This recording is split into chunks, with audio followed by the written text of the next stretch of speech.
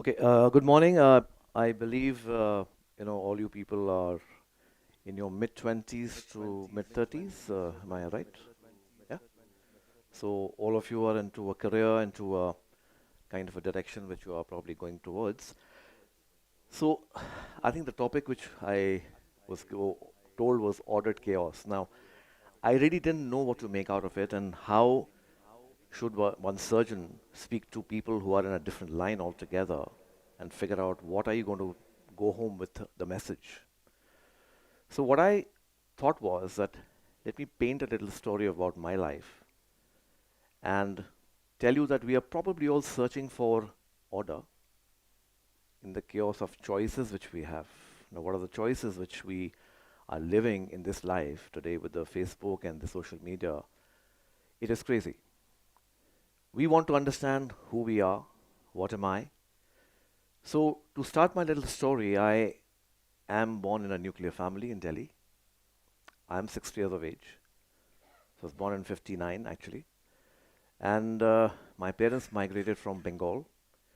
We started our life, my sister and I, with a very good background. My parents, who worked very hard to bring us up, which I think all of us are fortunate enough mostly. Um, we were given the values of dignity, faith, belief, and working hard. We were told, work hard. You work hard, you will achieve things in your life. My father was, imagine, a postage stamp designer. He used to design stamps, okay, very fine art. So I picked up my entire art from him. There was a lot of music in our family. My elder sister, she's a very well accomplished Indian classical vocalist singer. So we grew up a very happy childhood with a very clear vision, make your own life. But culturally and academically, we were given the dosage and the usual comparisons which we were given that, listen, that guy's doing well, this guy's doing well, that guy's not doing well, look at their lives, follow them. So we grew up, life was simple, life was good, life was nice. Perhaps the biggest influencer in my life was my school days, where I remember my principal, I am from Springdale School, my principal, who is still active at the age of 96 today, she's still working 10 hours a day, was an inspiration to me. And her basic intention in life was to make us multifaceted. Be aware of the fact that extracurricular activities is going to hold you good in life, is what she used to tell us all the time. So, not the typical padai karo and that's it. So, we were exposed to sports, art, culture, science, crafts, elocution, jam, anything under the sun.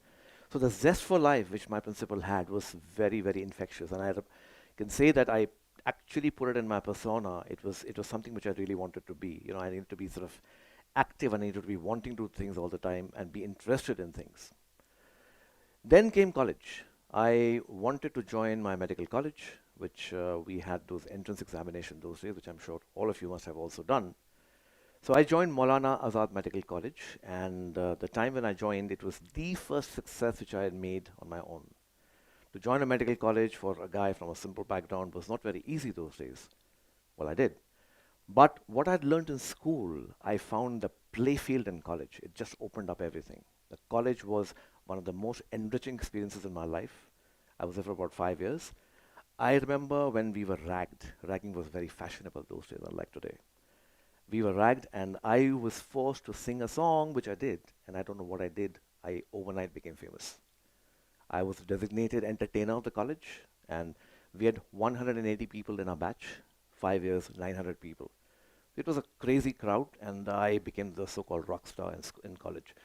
The next 5 years went in doing all kinds of cultural activities.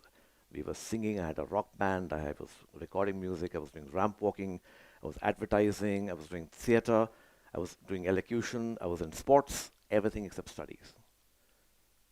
College went, lovely life, fantastic life. We've all been through it, right? Then comes the phase where probably just before you guys entered this institution, what do I do? Now that's the time when you're, in your early 20s and you are too old to be dependent on your parents and you're too young to be independent. You're too insufficiently qualified. You don't know what to do. So what bug hit me, I said, I want to join the eye center at the AIMS. AIMS is the All Indian Institute of Medical Sciences. I said, that's where I want to join, without realizing there were only 2 open seats out of the 6 available. And there were 1,000 candidates applying for these seats. Imagine what kind of odds we are looking at. First attempt, didn't get through. Second attempt, didn't get through. Locked myself in a room. So this was my chaos in my mind. What do I do? I locked myself in my room, continued to study. There was no friend, no day, no night, no food, nothing. Till I went and topped the exam in that attempt, got into AIMS, the college of my dreams, and just entered the eye center. This was probably my destiny. I was to become an eye surgeon. So once I joined there, my carefree life became a very, very workaholic life. I suddenly changed completely 180 degrees. I was in the library. I became a feared surgeon in the college because nobody could see me eye to eye because I knew everything. I was working 14, 16 hours like a possessed individual who had nothing else in life except just I. At the same time, I continued to judge festivals all over Delhi. I was performing also those days, but it was only the eye. I scaled from height to height to height, became excellent. People gave me a label of being not only a guy who sings, but is damn good at his work. Now, this is what I wanted. That was my order of the day in the chaos, that I wanted to be the best eye surgeon. Well, I got awards. I got the Best Restaurant Award. I got the gold medal. I topped the AIMS. And then came, what do I do now? I was very happy academically, but professionally, happiness was creating chaos in my inner mind. I was not able to be very happy. I realized there were other aspects to life which were very, very important. Love, empathy, friendships, holidays, entertainment, doing things for yourself, understanding yourself, faith, religion. What am I doing? I'm working 18 hours a day. There's nothing which I could look forward to. Till I met my wonderful wife. She also is a surgeon. We met while at college. Well, things happened, and my priorities changed. Suddenly, I was this guy. All of you have been there, right? Or going there. So from me, it became we. From my way, it became our way. From my family, it became our family. From my car to our car. Well, it was fantastic. I loved it. I loved the togetherness. I loved getting married. I loved the fact that we've been married for 29 years now. And it was a life changer for me again. The chaos and the order were again separated. Well, we settled down, had a wonderful time setting up home. Then the bug hit me again. Hey, that's not my life. Let's start a clinic. Let's start doing something for ourselves. We had an option of starting the clinic, which is what we did. Only thing we had was working hard, dedication, a belief, a faith, and out of the box thinking which said, we will do it the correct way, we will not take the wrong path. Now that for medicine, my friends, is not a very easy thing to do. You may have heard people doing shortcuts, taking the other way around. We didn't want to do that. A lot of hard work paid off. We had this successful clinic, and probably we were known as one of the preferred surgical practices in the city for the eye, and which continued for many, many years. And then guess what? Kids happened. 2 boys. Priorities, well, I was working 8, 10, 12 hours, 14 hours sometimes. I was going out for conferences, was going out about 18, 20 times in a year out of the country. I was a very high-flying surgeon, teaching, operating, doing life surgeries all over the world. 10, 12 years I did that till my kids were 15 and 13. And then I said, man, I understand today that what your children are going to be is what you give to them, how much time you spend with them. You leave them with the maids and the creches, that's what they imbibe. You want to be with them, give them space, they will pick up what they have to, they will understand what life is all about, they'll become like what you want them to be. We took a backseat from our practice, so this is again trying to get order into the chaos of what I was facing that time. So guess what? Suddenly, I get into a situation I'm sitting in a conference out of the country, alone, saying, what am I doing here? Very famous, very adulated, lot of things happening to you. I just put a full stop.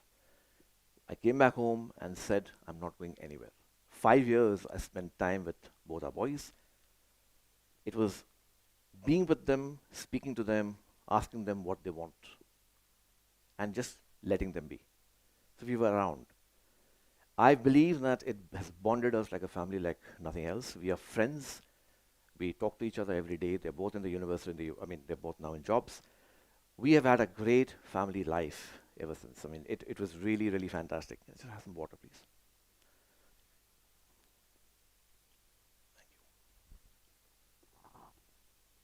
So when this happened,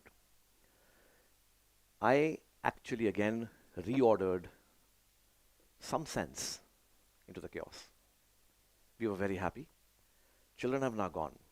Now, what I'm trying to explain to you is that all what we have done is at every point in your life, which is your practical life, which you will face, all of you will get chaos. You'll get choices. You'll get things which you probably will have to take into your own stride. This is my life. This is what I want to do. But at the end of the day, once you get into this situation where you need to make a choice, are you willing to change yourself? Are you willing to change your order or the priority and get some sense into the chaos which is actually troubling all of us? Now, the other thing which I want to talk about is that we in our lives have always seen, like at my age, I realize change is a must. Life is a constant flux of change. You will keep changing, right? What is good today for you will not work for you tomorrow. Are you willing to change your priorities? Are you willing to make the necessary changes which it actually requires for you to be comfortable? Because all these which happen, basically you don't have to give up things in your life. You have to just prioritize. Now, the problem comes in when we are all trying to please people all the time. We are doing something for somebody. For the parents, for the wife, for the kids, for the neighbors, for the uncles and aunts and whoever want us to be this and that. Are we wanting to do that? No. The moment you understand that you are the priority, unless you're okay, nothing else is okay with you. That is all what it takes for you to understand and get this order back into your life. Now, what I always have believed in is the more we educate ourselves, the more we are trying to, uplift our degrees, etc., our demands keep on increasing in life. A fellow who is just out of school knows he's probably got not too many options. Somebody who's done his post-graduation is expecting much more. Somebody after, like what you guys are doing here, after this you will be wanting way, way better jobs, salaries, positions, whatever, promotions. Now, all these, I say we are into a rat race. Guess who wins? Who wins? The rat. I don't want to be the rat. I want to be a guy who is now trying to understand that my priorities are what I want today. So, what I want to give to whatever job which I'm doing is 100%. I would like to make sure that I am giving it my full attention. And the word which I love to use are belief, faith, honesty, and dedication. Now, let's come to the success bit. What according to your success? If success is what you're working for, success is the accomplishments of your aims, which could be your career-oriented, finance-oriented, or personal-oriented. That's what definition of success is. What is your success? If you ask today yourself, what is your success? Now, believe me, my success priorities have changed all my life. When I was in school, it was to get into a good college. When I was in college, it was to get into a kind of a career. When I was a doctor, I said, I want to be the best doctor. That went off. Then I said, hey, wife, that went off. Then the practice, that went off. Then the kids, that went off. So it's a journey. So your priorities will have to keep on changing. Today, if you ask me, I'm at a 60-year of age, standing in front of you. What has been your success? I will say the biggest success is not what I've achieved in my academics, my career, my profession. I'm known all over the world. I teach all over the world. That's not my success. I have made houses. I've got properties. I've bought cars, what I love. I've gone for exotic holidays. Is that my success? No. My success today, according to my current definition, is the happiness which I share with my spouse and my two kids, period. Anything else is secondary. Yes, I need to work. I need to be excellent in what I'm doing.